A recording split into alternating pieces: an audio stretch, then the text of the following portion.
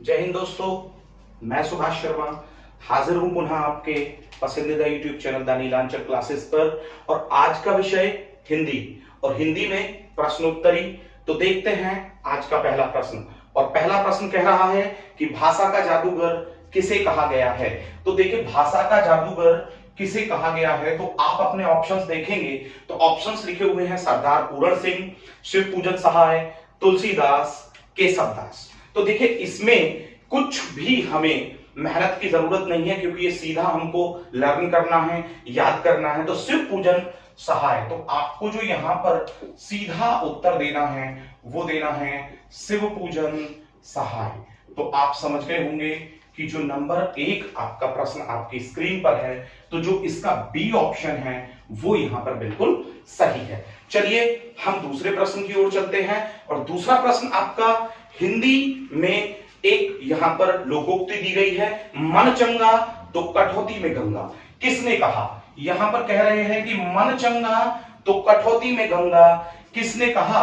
तो देखिए, जो इसका जो उत्तर बनेगा वो बनेगा रैदास। अब आप देखिए कि जो आपका ऑप्शन ए है वो यहां पर बिल्कुल सही है क्योंकि जो आपका बी ऑप्शन है वो रहीमदास, सी ऑप्शन आपका तुलसीदास और जो डी ऑप्शन है वो रसखान है। तो आप समझ गए होंगे कि मन चंगा तो कठौती में गंगा किसने कहा? ये रैदास जी ने कहा। चलिए हम नंबर 3 प्रश्न को ले लेते हैं। तो वो कहता है कि हिंदी की जो प्रथम कहानी है, दोबारा से देखिएगा, हिंदी की प्रथम कहानी का नाम क्या है? तो देखिए, मैं आपको बता दूं कि जो हिंदी की प्रथम कहानी की हम बात कर रहे हैं, तो हिंदी की प्रथम कहानी का जो नाम है वो है इंदुमती। आपको यहां पर ऑप्शन में दिया छंद गीतिका, आल्हा, इंदुमती और कंकाल। तो जो आपका सी ऑप्शन है वो यहां पर बिल्कुल सही है। और हम यहां से आगे बढ़ते हैं झटपट और नंबर 4 प्रश्न को यहां पर ले लेते हैं। देखिए, जो नंबर 4 प्रश्न है वो यहां पर कह रहा है कि नीचे दिए गए शब्दों में से कौन सा शब्द स्त्रीलिंग है। जरा आप समझिएगा, अब ये व्याकरण से संबंधित है। और स्त्रीलिंग यानी कि वह शब्द जिससे हमें स्त्री जाति का बोध होता है, दैट इज कॉल्ड स्त्रीलिंग। आप समझ गए होंगे। और उसने कहा कि कौन सा शब्द यहां पर स्त्रीलिंग है। तो उसने पहला बोला अध्यक्षा, दूसरा बोला दरवाजा, तीसरा बोला आकाश और चौथा बोला है इसने यहां पर चांद। तो देखिए, अगर मैं स्त्रीलिंग की बात करूं तो जो अध्यक्ष यहां पर शब्द है, मैं आपको बता दूं कि अध्यक्ष शब्द जो होता है वो पुल्लिंग होता है। ठीक है ना? क्या होता है अध्यक्ष शब्द? पुल्लिंग। तो इसका जब हम स्त्रीलिंग बनाते हैं तो वो बनता है अध्यक्षा। क्या बनता है? अध्यक्षा। तो अब आप जल्दी से देखिए कि जो आपका ऑप्शन ए है वो नंबर 4 क्वेश्चन में बिल्कुल यहां पर सही है। चलिए हम नंबर 5 पर चर्चा कर लेते हैं। और नंबर 5 ने कहा मैला आंचल के रचनाकार का नाम उसने पूछा है। दोबारा से देखिएगा, मैला आंचल बहुत ही अच्छी रचना है। उन्होंने कहा कि मैला आंचल किसने लिखी है? मैला आंचल यानी कि फणीश्वर नाथ रेणु। तो जल्दी से देखिए कि क्या आपका ये ऑप्शन है। तो आप देखेंगे कि जो नंबर 4 ऑप्शन है फणीश्वर नाथ रेणु, वहां पर लिखा हुआ है फणीश्वर नाथ रेणु। ठीक है ना? तो आपका जो यहां पर ऑप्शन यानी कि जो डी है वो यहां पर मैला आंचल के लेखक के लिए बिल्कुल सही है। चलिए हम नंबर 6 प्रश्न को भी जल्दी से देख लेते हैं। नंबर 6 प्रश्न कहता है यहां पर कि मोक्ष की इच्छा रखने वाला जो होता है उसे हम क्या कहते हैं? देखिए, मोक्ष की इच्छा रखने वाला, तो मोक्ष की इच्छा रखने वाला कहलाया जाता है मुमुक्षु। क्या कहलाया जाता है मोक्ष की इच्छा रखने वाला? मुमुक्षु। अब यहां पर ऑप्शन दिए हैं स्वर्गवासी। देखिए, ए ऑप्शन देखेंगे स्वर्गवासी। स्वर्गवासी वो होता है कि जो स्वर्ग में वास करता है। ठीक है? दूसरा बोला उन्होंने मोक्षी। मोक्षी वो होता है कि जो मोक्ष में ऑलरेडी है। फिर कहा उन्होंने देवता। देवता यानी कि डेटी होता है, वो भी स्वर्ग में निवास करता है। इसलिए जो आपका ऑप्शन सी है वो यहां पर बिल्कुल सही है कि जो जो मोक्ष की इच्छा रखता है उसे हम क्या कहते हैं, उसे हम मुमुक्षु कहते हैं। तो बगैर समय गंवाए हम नंबर 7 पर चलते हैं। क्यों चलते हैं? क्योंकि आप जानते हैं कि जब आप किसी भी परीक्षा प्रश्न पत्र को फेस कर रहे होते हैं तो उसमें आपके समय की बहुत बड़ी वैल्यू होती है, और यदि आप समय को नहीं समझेंगे तो आप कहीं ना कहीं लैगिंग करेंगे और आपके बहुत सारे प्रश्नों के जो उत्तर हैं वो अनउत्तर ही रह जाएंगे और आपको वहां पर नुकसान होगा। तो देखिए हम नंबर 7 को देख रहे हैं, कुमार संभव किसके द्वारा लिखी गई? तो देखिए उसने यहां पर कहा कुमार संभव, तो जल्दी से आप देखिएगा कि कुमार संभव के रचयिता उसने पूछा है कि कुमार संभव जो लिखी वो किसने लिखी। देखिए कुमार संभव जो लिखी वो कालिदास जी ने लिखी। किसने लिखी? कुमार संभव के जो रचयिता हैं वो कालिदास हैं, तुलसीदास नहीं है, रहीमदास नहीं है, केशव दास नहीं है। तो जो आपका ऑप्शन ए है 7वें प्रश्न के लिए वो यहां पर बिल्कुल सही है। ठीक है, तो अब आप यहां पर आगे देखते हैं और प्रश्न 8 देखिए, प्रश्न नंबर जो 8 है आपका वो यहां पर कह रहा है कि गुलाब का रंग गुलाबी होता है। वाक्य में विशेष से पूछा है, उसने कहा गुलाब का रंग गुलाबी होता है। देखिए मैं इसको लिखूंगा फिर से यहीं पर ही, गुलाब का रंग गुलाबी होता है। गुलाब का रंग यहां पर उसने बताया गुलाबी, ठीक है। और फिर उसने कहा है कि इसमें आपको क्या बताना है, इसमें आपको बताना है विशेष्य। अब बात आती है कि विशेष्य होता क्या है। तो देखिए मैंने एक कक्षा आपको दी थी और उस कक्षा में मैंने आपको बताया था कि विशेषण, प्रविशेषण, विशेष्य और क्रिया विशेषण में क्या अंतर है, और आप सभी ने मुझे उस कक्षा में कोऑपरेट भी बहुत अच्छे से किया, आपने उसको देखा, अच्छे वीव्स भी दिए उस पर। तो यहां पर उसने कहा कि गुलाब का रंग गुलाबी होता है। तो देखिए विशेष्य वो होता है कि जिसकी विशेषता कोई विशेषण शब्द बताता है। तो यहां पर जो इसने कहा कि गुलाब का रंग, यहां पर कहा उसने कि गुलाबी होता है, तो विशेष्य क्या है, इसकी यहां पर विशेषता बताई जा रही है। और किसके द्वारा बताई जा रही है? गुलाबी के द्वारा बताई जा रही है। तो श्योर है कि यहां पर ये विशेषण है, और जब ये विशेषण है तो इसमें विशेष्य क्या होगा? गुलाब होगा। तो 8वें का आप जो उत्तर है वो बड़े आसानी से समझ गए होंगे कि ये उत्तर क्यों है हम पर। ठीक है, चलिए हम नंबर 9 की बात करते हैं और देखते हैं कि 9वां जो प्रश्न है वो आपका क्या कह रहा है। एक पंथ दो काज, लोकोक्ति का क्या अर्थ है? उसने कहा एक पंथ दो काज, लोकोक्ति का क्या अर्थ है? तो देखिए उसने ऑप्शन नंबर 1 दिया है, एक रास्ते पर दो कार्य करना। देखिए एक पंथ, पंथ को उसने रास्ता माना है, दो काज, और मैंने कहा था कि लोकोक्ति हो या मुहावरा हो उसका बिल्कुल वही अर्थ नहीं होता है कि जो हम लोकोक्ति या मुहावरे में देते हैं। तो एक रास्ते पर दो कार्य करना बिल्कुल गलत आपको ऑप्शन होगा अगर आप लगाते हैं। दूसरा कहा एक समय में दो कार्यों में सिद्धि प्राप्त करना, या एक समय में दो कार्यों में सिद्ध होना। हाँ, ये बिल्कुल यहां पर सही हो सकता है, लेकिन हम तब तक किसी ऑप्शन को सही ना माने कि जब तक हम 100% कंफर्म ना हो या हम चारों ऑप्शंस ना पढ़ ले। एक कहा एक व्यक्ति को दो कार्य देना। देखिए दो कार्य देना नहीं, अगर यहां करना होता तो तीसरा ऑप्शन सही होता, लेकिन गलत। एक उसने कहा कि कमीज में दो काज होना, यानी कि कमीज में दो काज होना। तो आप देख रहे होंगे ये तो ऑप्शन बिल्कुल ही ऐसा है कि उपहास करने के योग्य। तो ऑप्शन बचा आपका यहां पर दूसरा कि एक समय में दो कार्यों में सिद्ध होना।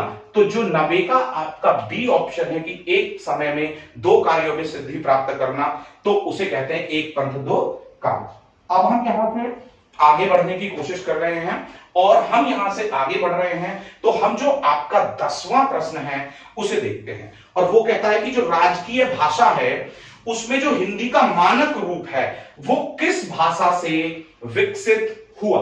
दोबारा से देखिएगा, राजकीय भाषा हिंदी का जो मानक रूप है वो किस भाषा से विकसित हुआ? तो पहला बोला उन्होंने ब्रज भाषा, ठीक है। दूसरा बोला उन्होंने मराठी, तो मराठी को तो बिल्कुल ऑप्शन से बाहर कर देंगे। चौथा ऑप्शन है मलयालम, इसे भी बिल्कुल बाहर कर देंगे क्योंकि उसने कहा कि हिंदी का मानक रूप। तो हिंदी का जो मानक रूप है वो 10वें में अगर मैं बताऊं तो वो कहां है? वो है आपका खड़ी बोली। तो उसने जो प्रश्न किया कि किससे विकसित हुआ है, हिंदी का मानक रूप किससे विकसित हुआ है, तो वो किससे हुआ है? खड़ी बोली से हुआ है, यानी कि 10वें का जो ऑप्शन है आपका सी, तो वो यहां पर बिल्कुल सही है। देखिए अब हम 10 के बाद यहां पर 11वें प्रश्न पर भी चर्चा कर लेते हैं और देखते हैं कि जो 11वां प्रश्न है वो आपसे क्या पूछ रहा है। तो 11वें प्रश्न ने यहां पर जो पूछा है वो बड़ा आसान सा और बहुत अच्छा सा प्रश्न पूछा है। कुछ व्यक्ति इधर या उधर जाओ या आओ, तो उसने कहा कि कुछ व्यक्ति उधर जाओ। अब देखिए जरा इसको समझिएगा, और उसने कहा कि विशेषण का भेद बताओ। कुछ व्यक्ति, अब जरा देखिए यहां पर विशेषण क्या है, व्यक्ति यहां पर संज्ञा है और संज्ञा की विशेषता बताने वाला जो शब्द है वही तो विशेषण होगा। अब उसने कहा कि इसमें यह बताइए कि विशेषण का भेद कौन सा है। विशेषण का क्या पूछा है, भेद पूछा है। अब पहले उसने कहा कि यह संकेतवाचक है। संकेतवाचक बिल्कुल हो सकता है। क्यों हो सकता है कि हम यहां पर जो बोल रहे हैं कि कुछ व्यक्ति उधर जाओ। दूसरा बोला गुणवाचक, गुणवाचक बिल्कुल नहीं हो सकता क्योंकि गुण और दोष की बात करता है। तीसरा कहा परमाणवाचक, अब परमाणवाचक ये बिल्कुल भी नहीं है। और एक कहा इसने कृदंत विशेषण। देखिए कृदंत विशेषण में संज्ञा के साथ वाला वाली वाले प्लस उसमें संज्ञा आ जाती है, तो यहां पर ये आपका कृदंत नहीं है। परिमाण में मात्रा बताता है, बिल्कुल नहीं है। गुणवाचक में गुण और दोष बताता है, तो गुणवाचक भी नहीं है। और देखिए पहला ऑप्शन दिया कि ये संकेतवाचक है।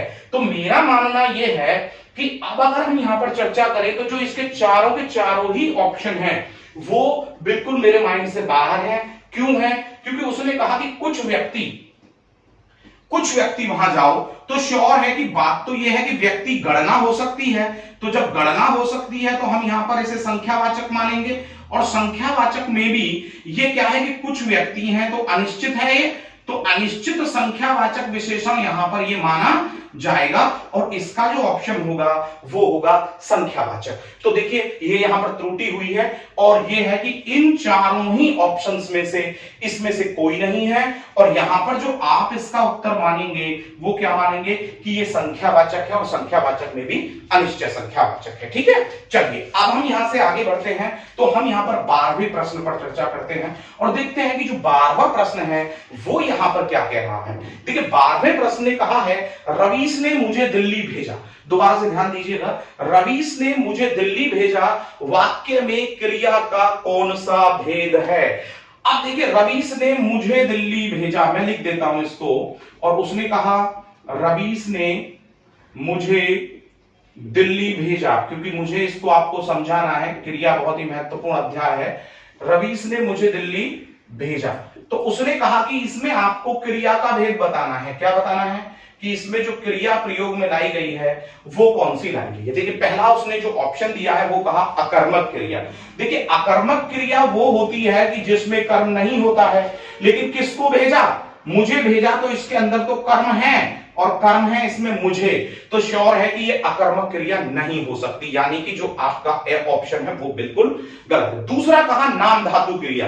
देखिए नाम धातु क्रिया जो होती है वो होती है जो संज्ञा, सर्वनाम या विशेषण शब्दों से बनती है। किससे बनती है, संज्ञा से, सर्वनाम से या विशेषण शब्दों से जिसे बनाया जाता है वह क्रिया का जो रूप है वो नाम धातु कहलाता है। लेकिन भेजा ये तो धातु रूप है, क्रिया के धातु रूप से बनी है और प्रयुक्त रूप है, तो श्योर है कि ये यहां पर नाम धातु क्रिया नहीं हो सकती। फिर उसने कहा सहायक क्रिया।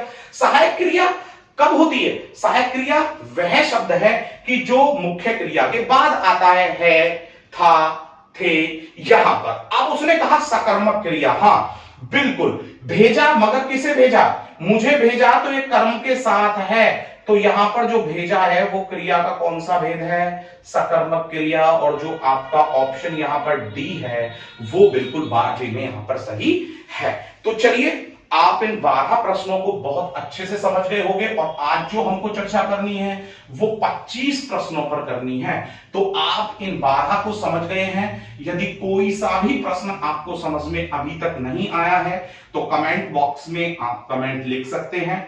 मैं पूर्णतः कोशिश करूंगा कि आपकी जो समस्या है उसका समाधान सही तरीके से कर सकूं, ताकि आप अपने एग्जाम में ज्यादा से ज्यादा मार्क्स जो हैं, अंक जो है वो प्राप्त कर सके। तो चलिए अब हम यहां से आगे बढ़ रहे हैं और हम अपना जो 13वां प्रश्न है उस पर यहां पर चर्चा करते हैं। तो झटपट आप पढ़िए 13वां प्रश्न और उसका जो आपके अनुसार ऑप्शन है उत्तर वो आप मेरे पास लिख करके भेज दीजिए। 13वें प्रश्न ने कहा भक्ति रस का स्थायी भाव क्या होगा।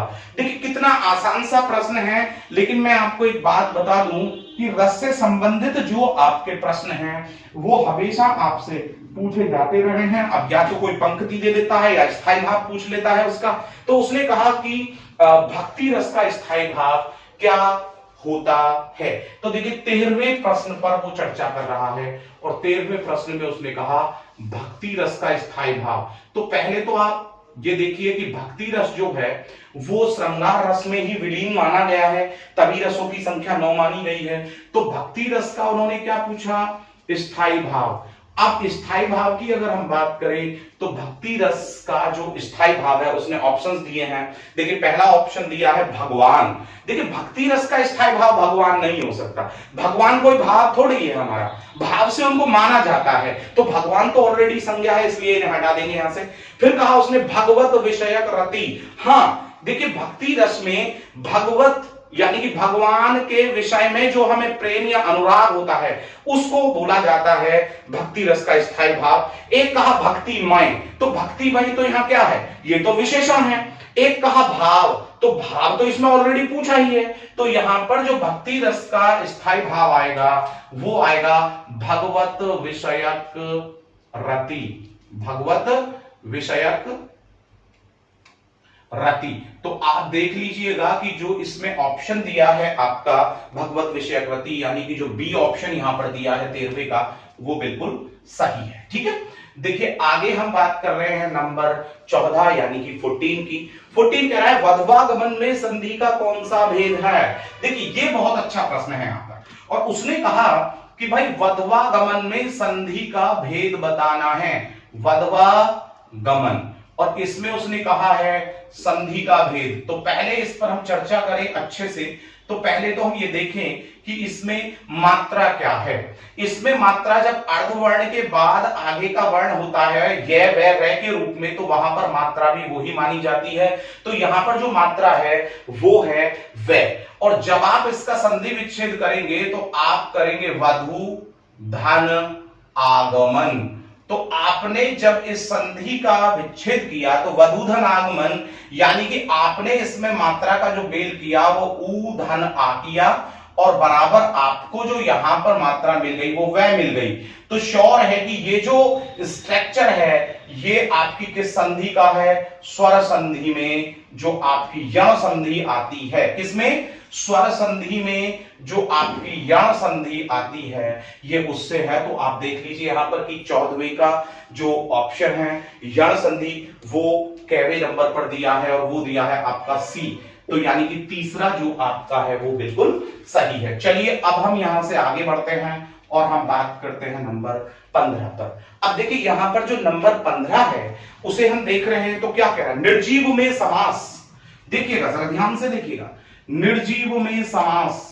और जब उसने बात की निर्जीव की तो निर्जीव में उसने क्या पूछा, समास। तो जरा एक बात पर गौर दीजिएगा, मैंने जब आपको समास पर कक्षा दी तो समास में मैंने बहुत ही छोटा छोटा 2 कक्षाएं और भी दी और आपने उनको देखा भी होगा, और नहीं देखा है तो उन्हें जरूर देखिएगा। मैंने वहां पर बताया कि जहां पर अव्यय आ जाए और उसमें कोई संज्ञा या नाम जुड़ जाए आकर के तो बराबर वो कौन सा समास बन जाता है, अव्ययी भाव समास। ठीक है, अब इसको देखिए, जब निर्जीव बोला है तो इसमें क्या बनेगा, निर और जीव यानी निर मीन्स बगैर और जीव मीन्स सांस के, आत्मा के। तो जो बगैर आत्मा के है तो इसमें अव्यय दिया है निर, तो निर्जीव हो गया, निराकार हो गया। तो इस प्रकार जब बार बार हम एक अव्यय को जोड़ देते हैं किसी शब्द में ला करके तो वहां पर कौन सा समास आकर के बनता है, अव्ययी भाव समास आकर के बनता है। तो इसका जो डी ऑप्शन है, यानी कि जो आपका नंबर 4 ऑप्शन है, वो यहां पर बिल्कुल सही है। आप कहेंगे द्वंद्व क्यों नहीं है? द्वंद्व कहता है जहां विपरीत शब्दों का जोड़ा आए। इसमें द्विंगु क्यों नहीं है? द्विंगी कहता है कि जहां पर संख्या प्लस संज्ञा आ जाए। ये कहता है कि इसमें कर्मधारय क्यों नहीं है? कर्मधारय कहता है कि जहां पर विशेषता बताने वाला शब्द आता है किसी भी संज्ञा की। तो आप समझ गए होंगे कि इसमें तीनों नहीं, और जो नंबर 4 है वो यहां पर क्यों आपका सही है। अब हम यहां से आगे की बात करते हैं और नंबर 16 देखते हैं कि आपसे क्या पूछ रहा है। और नंबर जो 16 है वो आपसे पूछ रहा है यहां पर तत्पुरुष समास के कितने भेद होते हैं। देखिए बहुत अच्छा प्रश्न है ये आपका। उसने कहा कि जो तत्पुरुष समास होता है उसके उसने क्या पूछे हैं? भेद पूछे हैं। तत्पुरुष समास, और उसने क्या पूछा? के भेद, और यहां पर उसने कह दिया है ये तो बताइए कि कितने होते हैं। देखिए जब हम तत्पुरुष समास की बात करते हैं तो उसमें ना तो कर्ता तत्पुरुष होता है और ना ही आपका संबंध, ना ही आपका संबोधन होता है। तो मैंने कहा ना तो आपका कर्ता तत्पुरुष होगा और ना ही आपका संबोधन होगा। तो जब ये दोनों नहीं होंगे तो आपको पता है कि कारक कितने होते हैं? कारक आपके 8 होते हैं। तो ना तो कर्ता तत्पुरुष होता है, ना संबोधन तत्पुरुष होता है, और आपको पता है कि जो कारक होते हैं वो कितने होते हैं? 8 होते हैं। तो 8 में से जब हमने 2 निकाल दिए तो बराबर कितने बचेंगे? 6। तो उसने कहा कि तत्पुरुष समास के भेद, तो तत्पुरुष समास के जो भेद होंगे, जो दूसरा ऑप्शन है आपका 6 यानी कि बी, वो बिल्कुल सही है। हाँ, अब मैं आपको ये बता देता हूं कि वो होते कौन कौन से हैं। वो कर्म तत्पुरुष होगा, करण तत्पुरुष होगा, संप्रदान तत्पुरुष होगा, अपादान तत्पुरुष होता है, संबंध तत्पुरुष होता है, और प्रिय विद्यार्थियों अधिकरण तत्पुरुष होता है। तो आप 6 के 6 को बहुत आसानी से समझ गए होंगे। ठीक है, चलिए अब हम नंबर 17 की बात करते हैं और देखते हैं कि जो नंबर 17 है वो यहां पर क्या कह रहा है। नंबर 17 ने कहा है चरण कमल में समास का कौन सा भेद है। देखिए जरा दोबारा से देखिएगा, चरण कमल में समास का कौन सा भेद है। देखिए आप थोड़ा समझिएगा, चरण कमल का मतलब है कमल के समान चरण। मैं दोबारा से बता दूं, उन्होंने कहा चरण कमल में समास, यही पूछा गया है ना, चरण कमल में समास। तो आप थोड़ा सा समझिए, हम उसे कहेंगे कि कमल जब विग्रह होगा, कमल के समान चरण हैं जो, कमल के समान चरण हैं जो, यही तो हम इसका समास विग्रह करेंगे। तो यहां पर यह बताइए कि इन चरणों की विशेषता क्या बताई है? कमल बताई है। तो जब चरणों की विशेषता यहां पर कमल बताई है, तो जब विशेषता बताई जाती है तो यह बताइए कि वहां पर कौन सा समास होता है। जब विशेषता बताई जाती है ना, तो वहां पर जो समास होता है, जो मैंने अभी लिखा है, यानी कि कर्मधारय समास वहां पर होता है, यानी कि जो आपका ऑप्शन ए है वो यहां बिल्कुल सही है। देखिए बी ऑप्शन ने कहा बहुव्रीहि। बहुव्रीहि तो ये कहता है कि जहां पर प्रथम पद और उत्तर पद दोनों का लोप हो जाए, एक तीसरा अन्य ही पद वहां पर प्रधान हो जाए, तो वहां पर बहुव्रीहि होता है, इसलिए यहां पर ये बहुव्रीहि नहीं बनेगा। तत्पुरुष कहता है जहां विभक्ति चिन्ह का लोप हो जाए, तो यहां पर ये तत्पुरुष भी नहीं बनेगा। और एक कहा कि इनमें से कोई नहीं, तो आप समझ रहे हैं कि इनमें से कोई भी ऑप्शन यहां नहीं है, क्योंकि हम यहां पर ऑप्शन ले चुके हैं और ऑप्शन हमने ले लिया है आपका कर्मधारय। ठीक है, चलिए अब हम यहां से 18वें प्रश्न की ओर चलते हैं और देखते हैं कि जो 18वां प्रश्न है वो यहां पर आपसे क्या पूछ रहा है। उसने कहा कि हरिश्चंद्र शब्द का सही संधि विच्छेद। दोबारा से देखिएगा, उसने कहा हरिश्चंद्र शब्द का संधि विच्छेद। तो देखिए यहां पर हरीशचंद्र, और जरा ध्यान दीजिए हरिश्चंद्र का क्या पूछा? संधि विच्छेद। देखिए मैंने जब आपको संधि पढ़ाई और संधि में मैंने आपको एक ट्रिक दी थी, और उस ट्रिक में मैंने आपको यह कहा था कि जहां पर भी आपको आधा शय, शय, से, ऊपर वाला रे या ओ मिल जाए, तो इन सबको आपको किस में बदलना होता है? विसर्ग में बदलना होता है। तो जब आप हरिश्चंद्र को देखेंगे तो आपको मिलेगा हरि और आगे मिला चंद्र। तो अब ये बताइए कि इसमें आपको क्या करना है? जो शय है इसे किस में परिवर्तित करेंगे आप? विसर्ग में। तो हरि धन चंद्र। अब देखिए कि आपका ऑप्शन कौन सा दिया है, ये वाला, ये ऑप्शन दिया है आपका सी, यानी कि जो 18वें का आपका सी है वो यहां पर बिल्कुल सही है। चलिए हम 19वें पर चर्चा करते हैं और देखते हैं कि 19वां जो प्रश्न है वो आपसे क्या पूछ रहा है यहां पर। तो देखिए 19वां प्रश्न कहता है यद्यपि वह धनवान है तथापि वह कंजूस है। दोबारा से देखिएगा, यद्यपि वह धनवान है तथापि वह कंजूस है। उसमें कहा कि ये बताइए कि रचना के आधार पर वाक्य का कौन सा भेद है। और रचना के आधार पर आप समझ रहे हैं ना, वाक्य के 3 भेद होते हैं, अर्थ के आधार पर वाक्य के 8 भेद होते हैं। तो रचना के आधार पर 3 भेद, सरल वाक्य, मिश्रित वाक्य, संयुक्त वाक्य, यानी कि simple sentence, complex sentence, compound sentence. तो अब वो पूछ रहा है कि रचना के आधार पर बताइए कौन सा भेद है। यद्यपि वह धनवान है फिर भी कंजूस है। तो देखिए यहां पर मैंने आपको समझाया था कि जब किसी वाक्य में एक प्रधान उपवाक्य होता है और दूसरा उस पर आश्रित उपवाक्य होता है, तो प्रिय विद्यार्थियों, प्रिय प्रतियोगियों, मेरे प्रिय दोस्तों, उसमें हम क्या करते हैं कि वहां आश्रित वाक्य हमें जो हमारा मिश्रित वाक्य होता है उसको ऑप्शन में लेना पड़ता है। देखिए तो उसने कहा यद्यपि वह धनवान है, तो यहां एक प्रश्न बनता है, तो फिर क्या हुआ, तो वहां पर जवाब मिलता है कि फिर भी वह कंजूस है। तो इसमें प्रधान उपवाक्य बनता है यद्यपि वह धनवान है, और बाद में क्या बन जाता है, फिर भी वह कंजूस है। तो इसलिए यहां पर जो 19वें का जो आपका ऑप्शन यानी कि विकल्प आपको लेना है वो लेना है मिश्रित वाक्य। ठीक है ना, मिश्रित वाक्य। तो आप देखिए कि मिश्रित वाक्य यहां पर दिया है बी ऑप्शन में, तो आपका बी ऑप्शन यहां पर सही है। देखिए अब आप यहां पर क्या कहेंगे कि ये सरल क्यों नहीं है। सरल में मैंने बताया था कि जहां पर एक कर्ता हो और एक क्रिया हो और पूर्ण अर्थ निकल रहा हो वाक्य का, वहां सरल वाक्य होगा, तो इसलिए सरल नहीं हुआ। संयुक्त वाक्य में कहा गया है कि जहां पर कम से कम 2 सरल वाक्यों को एक समुच्चय बोधक अव्यय से जोड़ दिया जाए, कंजक्शन से जोड़ दिया जाए, वहां पर होता है संयुक्त वाक्य। तो इसीलिए यहां पर जो ऑप्शन आया वो क्या है, 19वें का मिश्रित। चलिए अब हम 20वें वाक्य को भी क्यों ना देख लें। और 20वां वाक्य आपसे कह रहा है, हे प्रभु अब आप ही हमारी रक्षा करो, हे प्रभु अब आप ही हमारी रक्षा करो। अब देखिए यहां पर जो इसने प्रश्न किया, ये दिया अर्थ के आधार पर वाक्य से। किसमें किया, अर्थ के आधार। अभी मैंने इससे पहले प्रश्न पर ही चर्चा की थी कि एक रचना के आधार पर, एक अर्थ के आधार पर। तो अर्थ के आधार पर जो 8 है उनमें से इसने 4 ऑप्शंस दिए हैं, हे प्रभु अब आप हमारी ही रक्षा करो। देखिए जहां पर हम किसी को संबोधित करते हैं, जहां पर हम किसी को संबोधित करते हैं, तो वहां पर अगर हम कारक चिन्ह की बात करें तो संबोधन कारक होता है, लेकिन हम पूछ रहे हैं वाक्य का भेद। तो उसने कहा संदेहवाचक, हे प्रभु अब आप हमारी ही रक्षा करो। कोई संदेह नहीं है। संदेहवाचक में क्या होना चाहिए था, वो इस वर्ष 10वीं पास करेगा भी या नहीं करेगा, ये संदेहवाचक वाक्य है, डाउट है यहां पर। दूसरा कहा प्रश्नवाचक, दूसरा प्रश्नवाचक है, तो प्रश्नवाचक में प्रश्न होता है, जैसे कि क्या आप कल दिल्ली जाएंगे, आप दिल्ली क्यों जाएंगे, आप खाना कब खाएंगे, तो इस प्रकार के वाक्य को प्रश्नवाचक बोलेंगे। अब कहा इच्छावाचक, इच्छावाचक में अच्छी और बुरी इच्छाओं को प्रकट किया जाता है, जैसे कि आप दीर्घायु हो, आप शतायु हो।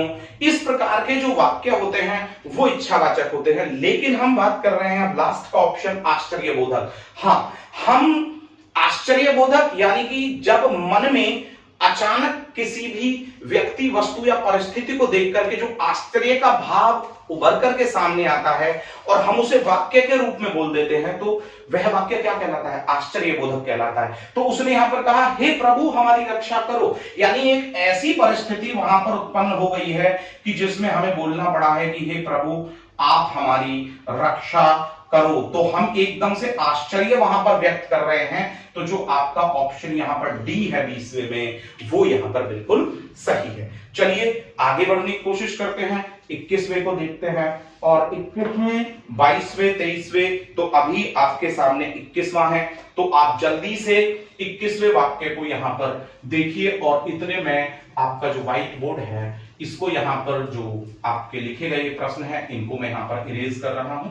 ठीक है, तो चलिए अब हम यहां से आगे बढ़ रहे हैं और 21वें प्रश्न की ओर प्रस्थान करते हैं। देखते हैं कि 21वां प्रश्न क्या कह रहा है आपका। 21वें प्रश्न ने आपसे यहां पर पूछा है कि आपको यह बताना है कि हरिंदर से बैठा नहीं जाता। इसमें वाच्य का भेद पूछा है। दोबारा से देखिए, हरिंदर से बैठा नहीं जाता, वाच्य का भेद, दोबारा से ध्यान दे लेना। अब यहां पर एक बात बताइए, वाच्य की बात हो रही है, वाच्य क्या है, वाच्य यानी कि वाच्य वाक्य का वह रूप होता है जिसमें हमें यह पता लगता है कि जो क्रिया है ना वो कर्ता, कर्म या भाव में से किसके अनुसार प्रयोग में लाई गई है, दैट इज कॉल्ड वाच्य। और वाच्य के देखिए तीन भेद यहां पर बताए हैं मैंने पहले भी, कर्तावाच्य, कर्मवाच्य और एक होता है भाववाच्य, यही तो बताए गए हैं ना। तो अब आप यहां पर यह समझिए कि कर्तावाच्य को कर्तृवाच्य भी बोला जाता है कि नहीं, ठीक है, मैंने आपको बताया था। तो तीन प्रकार के वाच्य, जब क्रिया कर्ता के अनुसार है तो कर्ता, कर्म के अनुसार हो तो कर्मवाच्य और भाववाच्य, ठीक है, जब भाव के अनुसार हो तो कर्तावाच्य को एक्टिव वॉइस भी बोलते हैं हम इंग्लिश में और कर्मवाच्य को पैसिव वॉइस। तो अब उसने कहा हरिंदर से बैठा नहीं जाता, तो देखिए मैं आपको बता दूं हरिंदर से बैठा नहीं जाता जब किसी वाच्य में से या के द्वारा दे दिया जाए, क्या दे दिया जाए, से या के द्वारा दे दिया जाए और क्रिया कैसी हो, उसमें अकर्मक क्रिया दी हो, कैसी क्रिया दी हो, अकर्मक क्रिया दी हो, ठीक है ना, तो श्योर है कि वह भाववाच्य होता है। तो यहां पर उसने कहा कि हरिंदर से बैठा नहीं जाता, तो यहां पर जो उसका ऑप्शन है आपका भाववाच्य वाला वो बिल्कुल सही है, यानी कि सी बिल्कुल सही है। देखिए कर्तावाच्य में ने विभक्ति चिन्ह मिलता है, राइट, और ने विभक्ति चिन्ह मिलता भी नहीं है जब क्रिया अकर्मक होती है ना, ठीक है ना, अकर्मक होती है तो वहां पर ने विभक्ति चिन्ह नहीं मिलता है। जैसे कि मैं कहूं कि राजू ने मुझे पढ़ाया, तो किसको पढ़ाया, मुझे पढ़ाया, कर्म है, श्योर है कि यहां कर्तावाच्य है। और अगर मैं कह दूं यहां पर कि वह दिल्ली गया, इसके अंदर कर्म नहीं है, यानी क्रिया अकर्मक है, तो यहां ने विभक्ति चिन्ह छिपा। कर्मवाच्य में क्या होता है कि से भी मिलता है और के द्वारा भी मिलता है, लेकिन जो क्रिया होती है ना वो कैसी होती है, वो सकर्मक क्रिया होती है, अंतर देखिएगा, सकर्मक क्रिया होती है, ठीक है ना। तो श्योर है कि यहां पर जो आपका ऑप्शन है वो क्या है, भाववाच्य का। चलिए 22वां, भीड़ शब्द में प्रयुक्त वचन बताना है, एक वचन है, बहुवचन है, द्विवचन है, कौन सा है। देखिए पहले तो आप ये समझ लीजिएगा कि द्विवचन यानी कि ये संस्कृत भाषा में है, ठीक है ना, हिंदी भाषा में केवल दो वचन होते हैं, एक वचन यानी कि जो एक का बोध कराए, बहुवचन जो एक से ज्यादा का बोध कराए, और संस्कृत में द्विवचन भी होता है जो दो का बोध कराता है, ठीक है। तो अब उसने कहा कि भीड़ शब्द, देखिए भीड़, देखिए आप यदि इस वाक्य को बोले भी तो वहां पर बहुत बड़ी भीड़ थी, वहां पर भीड़ इकट्ठा हो गई थी, तो भीड़ नित्य एक वचन होता है, यानी कि इसे केवल और केवल एक वचन में प्रयोग लाया जाता है। तो जो भीड़ है यहां पर वो एक वचन है। अब कहा सभी बच्चे पानी पीकर सो गए, इसमें कह रहा है कि बताइए प्रयुक्त क्रिया कौन सी है, 23वां, सभी बच्चे पानी पीकर सो गए। तो जरा देखिएगा यहां पर पानी पीकर सो गए। अब जरा यहां पर देखिए कि पानी पीकर, पीना एक अलग क्रिया है, सोना एक अलग क्रिया है, गाय यानी कि जाना एक अलग क्रिया है। तो जब दो से अधिक क्रिया शब्दों से मिलकर के एक क्रिया शब्द बनता है तो आप उसे क्या कहते हैं, उसे आप कहते हैं संयुक्त क्रिया। तो 23वें में जो आपका ऑप्शन है आप देख लीजिएगा वो संयुक्त क्रिया वाला भी होगा। अब इसमें ऑप्शन देखिए पहला पूर्वकालिक, अरे संयुक्त क्रिया में जो पहले कार्य हो रहा है वो पूर्वकालिक, जो बाद में हो रहा है वो समापिका। अब क्या कहेंगे इसको, ना तो ये पूर्वकालिक ना समापिका, तो क्या कहेंगे पहले इसको, ये संयुक्त क्रिया का रूप है। तो यहां पर अब क्या लगा देंगे, संयुक्त क्रिया। और जो आपका ऑप्शन सी है 23वें में वो बिल्कुल सही है, सी ऑप्शन, ठीक है। चलिए हम 24वें की ओर बढ़ते हैं और देखते हैं कि जो 24वां प्रश्न है वो आपसे यहां पर क्या पूछ रहा है। देखिए 24वें प्रश्न में उसने जो आपसे पूछा है वो पूछा, लंबे लड़के ने सुनहरी बिल्ली को कुछ खाना खिलाया। दोबारा से देखिएगा, लंबे लड़के ने सुनहरी बिल्ली को कुछ खाना खिलाया, और उसने इस वाक्य में जो पूछा है वो ये पूछा है वाक्य में प्रयुक्त विशेषण शब्दों की संख्या। क्या पूछा है, विशेषण शब्दों की संख्या। अब जरा एक बात समझिए पहले, विशेषण शब्दों की संख्या, तो विशेषण शब्द यानी कि जो संज्ञा की विशेषता बताए, तो विशेषण शब्दों की संख्या जब इसमें पूछी है तो वो अब हमें देखना पड़ेगा। उसने कहा लंबे लड़के ने, तो लंबे लड़के और किसको खिलाया, लंबे लड़के ने सुनहरी बिल्ली को, किसको, सुनहरी बिल्ली को, और क्या खिलाया, कुछ खाना खिलाया। अब खाने की विशेषता कुछ, तो कुछ खाना, ठीक है। तो जहां पर संज्ञा की विशेषता बताने वाला शब्द है वही तो विशेषण है। तो यहाँ लड़के, लड़के की विशेषता लंबा, बिल्ली की विशेषता सुनहरी और खाने की विशेषता कुछ। तो इसमें जो विशेषण शब्द हैं वो कितने आए? 4, 3, 5, बताइए, एक भी नहीं। तो श्योर है 1, 2 और 3। तो आप इसमें ऑप्शन क्या लेने वाले हैं? 3 आप यहां पर ऑप्शन लेने वाले हैं। तो श्योर है कि जो आपका ऑप्शन बी है वो 24 में बिल्कुल सही है। चलिए हम बहुत जल्दी से यहां पर 25 पर आ गए हैं। और ये कहा भी था मैंने पहले भी कि आपको टाइम का विशेष विशेष विशेष ध्यान रखना है आपके एग्जाम में। 25वां कह रहा है हिरणों का झुंड जंगल की ओर भाग गया है। हिरणों का झुंड जंगल की ओर भाग गया है। इसमें पूछा समूहवाचक संज्ञा। क्या पूछा? समूहवाचक संज्ञा। अब ये समूहवाचक संज्ञा क्या है बताइए? समूहवाचक संज्ञा यानी कि वह संज्ञा शब्द जो किसी पूरे समूह के लिए प्रयोग में लाया जाता है वही आपकी समूहवाचक संज्ञा कहलाती है, यानी इंग्लिश में बोले तो कलेक्टिव नाउन कहलाती है। अब उसने कहा हिरणों का झुंड जंगल की ओर भाग गया है। तो देखिए इसमें हिरणों का झुंड क्या है? हिरणों का झुंड एक ग्रुप है, तो यही तो समूहवाचक संज्ञा है।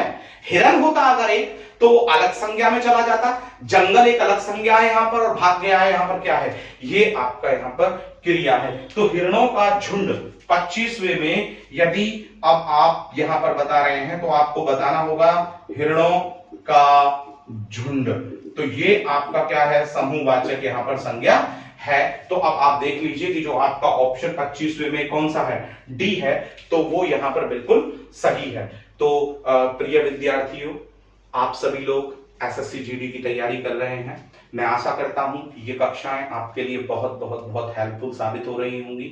मैं जल्दी ही आपके सामने एक नई कक्षा लेकर के उपस्थित होऊंगा। तब तक के लिए मैं आपसे इजाजत चाहता हूं। धन्यवाद, शुक्रिया।